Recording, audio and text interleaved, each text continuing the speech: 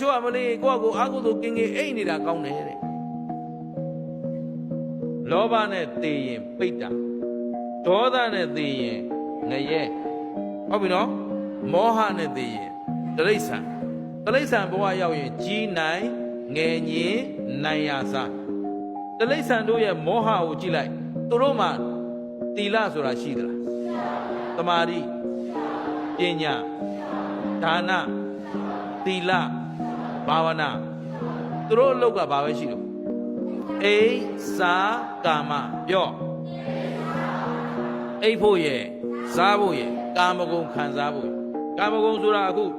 တိရစ္ဆာန်တွေမပြောနဲ့နင်တို့လည်းအတူတူပဲ TV ကြည့်ဗီဒီယိုကြည့်အင်တာနက်ကြည့်ဒါနဲ့အချိန်ကုန်နေလို့ဆိုဒီအာယုန်တွေနောက်လိုက်နေတာဒါကာမဂုဏ်ခေါ်တယ်ယောက်ျားမိန်းမပေါင်းမှကာမဂုဏ်ခေါ်တာမဟုတ်ဘူးရှင်းသလားမျက်စိကအစင်းအာယုန်လေးနဲ့ตาရနေတယ်တရားထုတ်ဖို့မေ့နေတယ်ဒါလည်းကာမဂုဏ်နားကသချင်းနားထောင်ရင်းနဲ့တခါတည်းညှိနေတယ်ဒါလည်းနှာခေါင်းကနေအနံလေးမွေးရှူရင်းနဲ့ตาရနေတယ်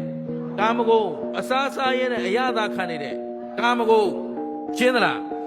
အဲ့ဒီတနေ့အိပ်ဖို့ရစားဖို့ရကာမဂုဏ်ခံစားဖို့ရဒီသုံးမျိုးနဲ့အချိန်ကုန်နေရင်ဒီပုဂ္ဂိုလ်ကလူလားတိရစ္ဆာန်လားတိရစ္ဆာန်ဆိုရင်ဘာနဲ့နေတာလဲမောဟနဲ့နေတာဘာနဲ့နေတာအဲ့တော့တနေ့ကုန်ကုသိုလ်ရေးမပါဘူးဆိုကြတဲ့အဲ့ဒီမြတ်သလားရှုံးသလားကျင်납သလား